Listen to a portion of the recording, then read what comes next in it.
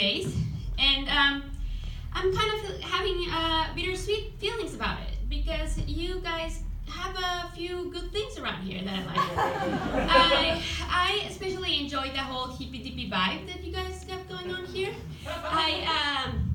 I'm into all of it. I'm into the yoga, the meditation, the juicing. I especially like being able to put CBD in my morning coffee. That's nice. And I find that that vibe is in many places. Like I just finished an improv class here at the Second City, and in our last class we gathered in an appreciation circle. That is where everyone tells everyone what they like about each other because we're in California. So I was feeling pretty good about myself until this woman said to me in this sort of voice, "You're so cute, I just want to put you in my pocket." The feeling of myself being a powerful, strong, grown-up woman just fell over. And I wouldn't have thought much about it, but this comment has been a constant throughout my stays in the US. And but I thought to myself, maybe Anna, maybe you don't really know the definition of cute. So I'm thinking, okay, I'm gonna look it up on the internet. And it said, used in a sentence, cute little kitten. And I'm like, nope, I got it right. For some reason, Americans think that I look like a small feline. I don't know. Must be the accent or something. So I went to Tijuana for a wedding about 3 months ago.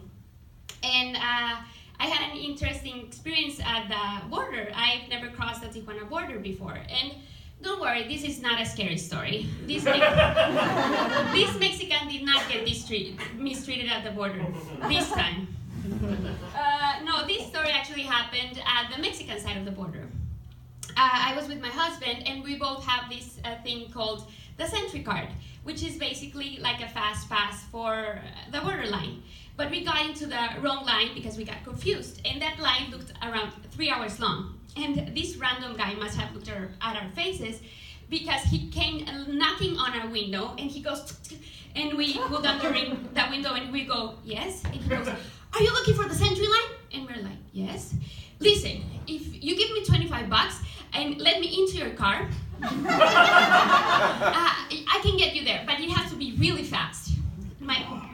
My husband and I looked at each other, and I know this was wrong, but we didn't want to do the 3-hour line, so we let him in. And the worst part is that I was breastfeeding at the time, and at that exact moment, I was pumping. So all of this is happening with a breast pump attached to my chest, and with a pumping background on the sound, which went a little bit like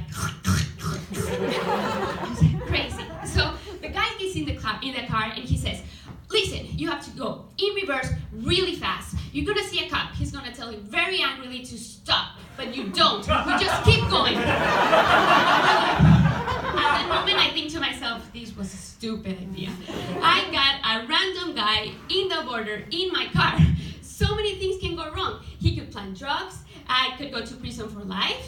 I'm never gonna see my kids again. I'm never gonna meet my grandchildren. Like all of these very vivid images started to get into my mind, like my kids pulling up the prison phone to talk to me, us trying to connect through the prison glass, just like trying to touch our hands, but we can't.